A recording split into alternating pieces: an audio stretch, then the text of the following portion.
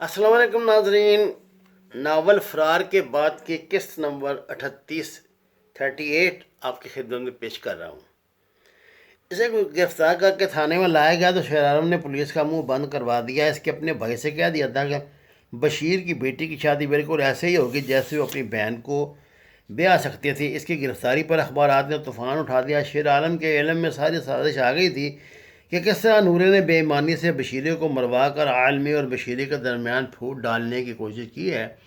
نورے نے جان لیا تھا کہ شیر عالم کو اس کی غداری کا احساس ہو گیا اور اب وہ اسے کبھی معاف نہیں کرے گا۔ اس کی کوشش یہی تھی کہ جس طرح بھی ممکن ہو شیر عالم کو بھی سزا دلوائے۔ اتنی لمبی سزا کاٹ کے جب وہ جیل سے باہر آئے گا تو اس کا مچ ہی مر گیا ہوگا اور وہ انتقام لینے کے قابل ہی نہیں رہ جائے گا۔ اس نے اخباری رپورٹروں کے ذریعے شیر عالم کے خلاف طوفان کھڑا کر دیا تھا۔ اس کی بھارت میں گرفتاری کے قصے کو بھی اخبارات کے ذریعے عوام تک پہنچ گئے تھے۔ شیر عالم خاموشی سے حالات کا جائزہ لیتا رہا، بے بسی لیکن بڑی ہوشیاری سے اس نے اپنی جمع پونجی کا استعمال کیا۔ اس نے ہر مرحلے پر تفتیش کرنے والوں کے منہ بند کرنے کا بندوبست کر رکھا تھا۔ اس کی خواہش ایک ہی تھی کہ جس طرح بھی ممکن ہے چند دنوں کے لیے ہی صحیح یہاں سے باہر نکلے اور اپنے دوست کی بے چین روح کو پرسکون کرنے کے لیے نورے کو اس کے انجام تک پہنچا دے۔ اس روز جب اسے علم ہوا کہ اس کا چلان حیدرآباد لے جایا جا رہا ہے اور گارڈ اسے لینے آ رہے ہیں تو اس نے یہ منصوبہ تیار کر لیا تھا، اپنی جان پر کھیل کر اس پر عمل بھی کر لیا تھا۔ گلی زمین نے شیر عالم کے وجود کو آغوش مادر کی طرح اپنی پناہ میں لے لیا تھا۔ وہ دیوانہ وار ایک طرف بھاگا اور بھاگتا چلا گیا۔ اس کے لیے فاصلے مٹ گئے تھے۔ گرفتاری کا خوف دور دور تک اس کے ذہن میں نہیں تھا۔ تمام جذبات پر ایک ہی جذبہ غالب تھا، انتقام کا جذبہ۔ اس نے زندگی میں پہلی مرتبہ زیادتی کی تھی جب راہ چلتے غریب دیہاتی سے زبردستی کی چادر چھین لی تھی۔ اس کی جیب سے اتنے پیسے نکال لیے تھے جن سے وہ ٹیلی فون کی سہولت حاصل کر سکتا۔ اب اس ملک میں درجنوں ایسے لوگ موجود تھے جو اس کے لیے اپنی جان سے گزر سکتے تھے، کیونکہ اس نے دوران تفتیش ان میں سے کسی کا نام نہیں لیا تھا۔ اپنی جان پہ سارا عذاب جھیل کر اس نے اپنے کسی ہم پیشہ کو اس کیس میں ملوث ہونے سے بچایا تھا۔ اس نے تو نور دین کا نام بھی نہیں لیا تھا، لیکن نور دین بچہ نہیں تھا۔ وہ جانتا تھا کہ اسے شیر عالم نے کس دن کے لیے چھوڑ دیا ہے۔ اس نے دنیا دیکھی تھی، زندگی میں پہلی مرتبہ اندازے کی غلطی کا شکار ہوا تھا۔ اس نے سمجھا تھا بشیرے کو مروا کر عالمے سے ڈیل کر لے گا، اس طرح کم از کم ایک حصہ دار تو کم ہوگا اور وہ منافع جو 3 ہاتھوں میں تقسیم ہوتا تھا وہ 2 ہاتھوں تک سمٹ جائے گا۔ یہ تو اس کے گمان ہی میں نہیں تھا کہ عالمہ مجرم کی دنیا میں ضرور آ گیا تھا، لیکن ابھی وہ ذہنی طور پہ مجرم نہیں بنا تھا۔ اس نے ابھی تک اپنے اندر موجود انسانیت کو زندہ رکھا تھا۔ یہ تو ایک حادثہ تھا جو اسے اس دنیا میں لے آیا اور بس۔ اس کی ساری زندگی حادثہ سے بھری پڑی تھی۔ پیدائش سے آج تک اس نے وہ کچھ دیکھ اور برداشت کر لیا تھا جو کوئی 1000 جنم لینے پر بھی نہ دیکھ سکے نہ برداشت کر سکے۔ وہ تو حادثات کی بھٹی میں پک کے کندن ہو چکا تھا۔ اس چھوٹے سے قصبے کے ٹیلی فون آفس تک پہنچنے میں اسے کچھ زیادہ دشواری پیش نہیں آئی تھی۔ شاید ابھی تک کسی کو یہاں اس کے فرار کی اطلاع نہیں ملی تھی۔ ہتھ کڑی سے اس نے زمین پر گرنے کے چند منٹ بعد نجات حاصل کر لی تھی۔ یہ اس کے لیے کوئی مشکل مسئلہ نہیں تھا۔ اس نے اپنے شہر میں ٹیلی فون کر کے کسی کو اطلاع دی تھی کہ وہ جگہ بتائی تھی جہاں وہ اگلے چند گھنٹوں تک قیام کر سکتا تھا۔ شیر عالم کے فون کرنے کے بمشکل 4-5 گھنٹے بعد ایک کار اس کے استقبال کے لیے پہنچ گئی تھی۔ اس کار کے ذریعے اس نے اپنی زندگی کا سب سے مختصر لیکن بہت طویل اور جان لیوا سفر کاٹا تھا۔ وہ ایک ایک لمحہ جو اس نے آزاد رہ کے گزارا تھا اس کے خون میں انگارے بن کے دوڑتا رہا۔ وہ پر لگا کر بھیکو وال پہنچ جانا چاہتا تھا۔ ابھی تک نورے کو اس کے فرار کی خبر نہیں ہوئی تھی۔ وہ اسے بے خبری میں پکڑنا چاہتا تھا۔ اگر نورا ہوشیار ہو جاتا تو شاید کبھی اس کے ہاتھ نہ لگتا۔ اپنے فرار کے بمشکل 15-20 گھنٹے بعد ہی شیر عالم نے اسے جا لیا۔ یہ تمام عرصہ اس نے غنودگی کے عالم گزارا تھا۔ وہ کاریں بدل بدل کا سفر کرتا ہوا نورے کے شہر والے جنگلے تک پہنچا تھا۔ اس درمیان اگر اسے کار میں اونگ آ گئی ہو تو اس کے اختیار میں نہیں تھا، ورنہ اس نے پلک جھپک کر نہیں دیکھا تھا۔ نوردین شہر کے پرآسائش بنگلے کی خوابگاہ میں اپنی نوبہاتا بیوی کے ساتھ خواب خرگوش کے مزے لوٹ رہا تھا جب موت نے اس کے دروازے پر دستک دی۔ تم؟ اس کی آنکھیں دہشت اور حیرانگی سے پھٹ رہی تھی۔ ابھی تک اسے سمجھ نہیں آ رہی تھی کہ وہ کوئی ڈراؤنا خواب دیکھ رہا ہے یا سچائی اس کے سامنے موت کا روپ دھارے کھڑی ہے۔ ہاں، کیوں؟ تم گھبرا کیوں گئے؟ کیا مجھے یہاں نہیں آنا چاہیے تھا؟ شیر عالم نے گانے کی طرف سیدھی کرتے ہوئے کہا۔ موت کے خوف نے اس کی زبان لڑکھڑا دی تھی۔ اس کے نوبیاہ تھا، شاید چند روز پہلے یہ کسی بازار حسن سے خرید کے لایا تھا۔ اس منظر کی تاب نہ لے کر اپنے خواصی خوب بیٹھی تھی۔ نورے، تو نے کیا سوچ لیا کہ تو بشیرے کو مروا کر زندہ بچ جائے گا؟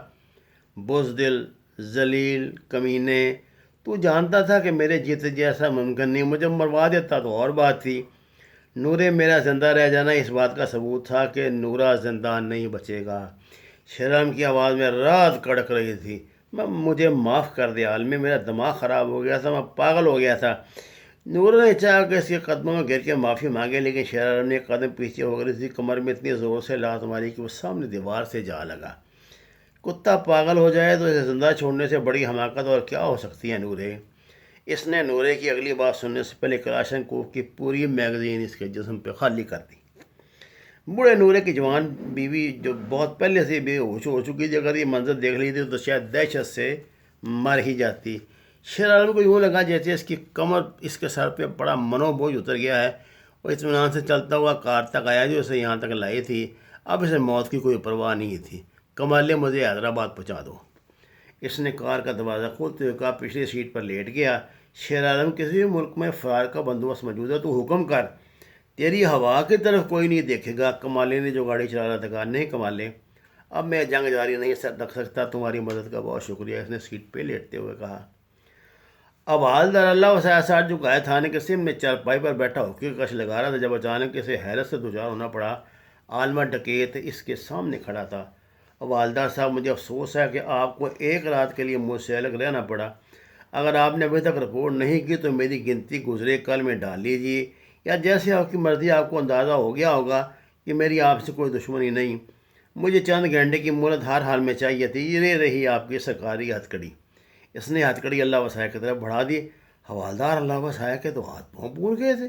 ایسا فلموں میں ہوا کرتا ہے، عملی زندگی میں پہلی مرتبہ دیکھ رہا تھا۔ اس کے ذہن میں پہلا خیال یہ آیا کہ اس نے شیر عالم سے متعلق جو رائے قائم کی تھی وہ بالکل صحیح تھی۔ وہ ڈکیت نہیں ہو سکتا، حالات کی ستم ظریفی کا شکار ضرور ہوگا۔ شیر عالم کو اچانک وہاں دیکھ کے دو سپاہی اس کی طرف شاید مارنے کے ردے سے بڑھ دے۔ جب حوالدار اللہ وسایہ تن کے کھڑا ہو گیا۔ خبردار، اگر کس نے اسے چھو کر بھی دیکھا۔ اس نے سپاہیوں کو ڈانٹ دیا۔ عالمی، میرے ساتھ آؤ۔ اس نے عالمی کا ہاتھ پکڑا اور سیدھا ایسا ایچ او کی کمر میں چلا گیا۔ ساری اس نے ایڑیاں بجا کے شروع کرتے ہوئے کہا، یہ شیر عالم ہے، پولیس کے کاغذات کا عالمہ ڈکیت جو میری حراست سے پرسوں بھاگ نکلا تھا، لیکن میں اس کے خلاف اپنے تمام الزامات واپس لیتا ہوں۔ میں اس کی عظمت کو سلام کرتا ہوں۔ آپ کا ملزم حاضر ہے۔ خدا نے میری عزت رکھ لی۔ ریٹائرمنٹ سے پہلے یہ صدمہ شاید میں برداشت نہ کر پاتا۔ تھانے دار نے حیرانگی سے یہ منظر دیکھا، خاموشی سے گردن جھکا لی۔ شیر عالم کو انہوں نے حوالات میں بند کر دیا۔ تھانے دار اور حوالدار کے درمیان کیا طے پایا، ایسے کچھ خبر نہیں تھی۔ شام کو تھانے کی عمارت فوٹوگرافروں اور اخباری رپورٹروں سے بھر گئی تھی۔ حوالدار اللہ وسایہ بیان دے رہا تھا کہ شدید بارش اور طوفانی رات میں جب وہ منظر شیر عالم کے ساتھ گاڑی کے باتھ روم کی طرف جا رہا تھا تو کسی مسافر کی غلطی سے دروازہ کھل گیا۔ وہ شیر عالم جو دروازے کے نزدیک کھڑا تھا نیچے جا گرا۔ اس کے ہاتھ میں پکڑا ہتھکڑی کا سرا جھٹکا لگنے سے چھوٹ گیا۔ گاڑی رکنے میں تاخیر اور طوفانی رات کے سبب وہ شیر عالم کو تلاش نہ کر سکے۔ انہوں نے یہ سمجھا کہ ملزم فرار ہو گیا، لیکن ملزم فرار نہیں ہوا تھا۔ اس کی شرافت ہے کہ وہ آج صبح خود ہی تھانے میں پیش ہو گیا۔ ملزم کا بیان تھا کہ اچانک گرنے سے اس کے سر میں چوٹ آئی اور وہ حواس باختہ ہو گیا۔ رات اس نے وہیں بسر کی۔ دوپہر کے بعد جب چلنے کے قابل ہوا تو کسی کی منت سماجت کر کے کرایہ لے کر بسوں کے ذریعے سفر کرتا یہاں پہنچ گیا ہے۔ اخبار نویسوں کے لیے کہانی فرنٹ پیج سٹوری تھی۔ انہوں نے اسے حاشیہ لگا کر شائع کیا۔ شیر عالم نے وہی کہانی دہرائی جو اسے اللہ وسایہ نے سمجھائی تھی۔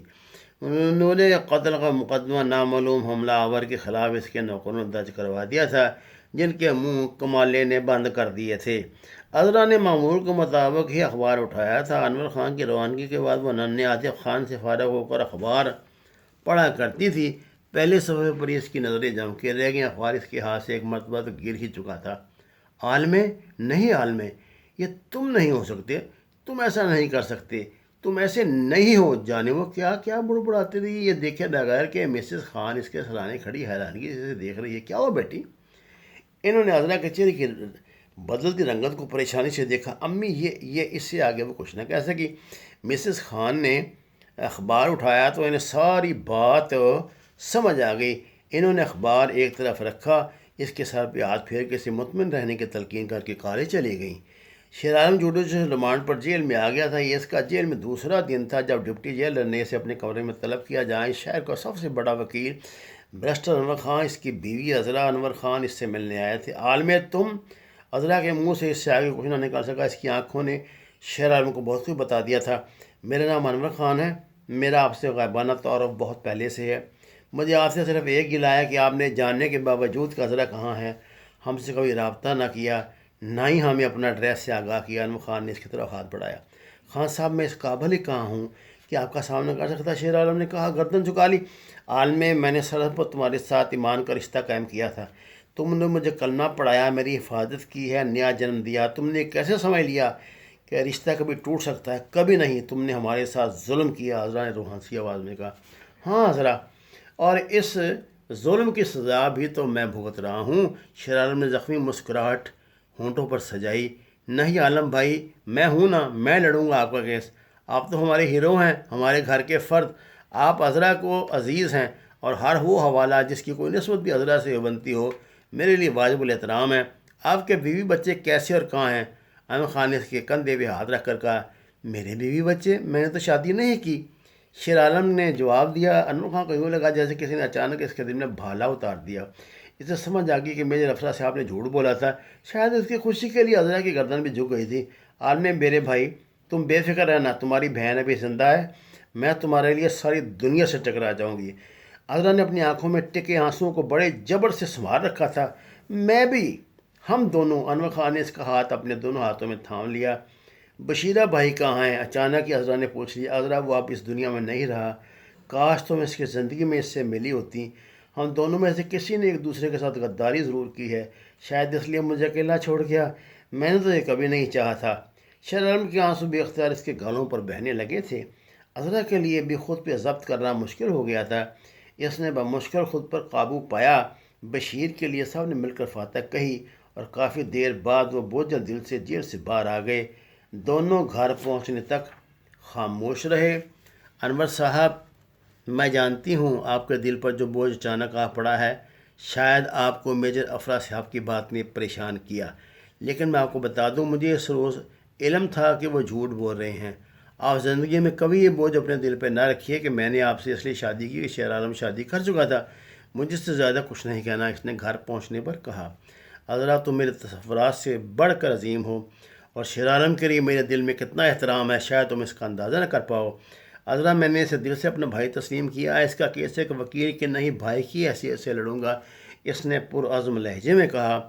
وقت پر لگا کے اڑا، 3 سال کیسے بیت گئے، شیر عالم کو احساس ہی نہ ہو سکا۔ انور خان نے اس کا تبادلہ کراچی جیل میں کروا لیا تھا۔ ہر دوسرے تیسرے روز عذرا یا خان فیملی کو کوئی فرد اس کی ملاقات کو آتا تھا۔ 3 سال بعد جب وہ جیل سے ہوا تو اس کے استقبال کے لیے بشیر کی بیٹی گڈی، اس کا خاوند نذیرہ اور شیر عالم کی بہن بھائی نہیں تھے، خان فیملی بھی موجود تھی۔ سب سے پہلے اس کے گلے کا ہار بننے والا ننھا عاطف خان تھا۔ ناظرین، یہ کتاب ختم ہوئی، یہ اس کی آخری قسط تھی۔ انشاءاللہ جلد میں اپنی نئی کتاب شروع کروں گا۔ آپ سے گزارش ہے میرے چینل کو سبسکرائب کریں۔ جو جعلی چینل میرے نام پہ بنے ہوئے ہیں ان کا بائیکاٹ کریں اور اپنے خیالات سے نوازیں۔ آپ کا بہت شکریہ۔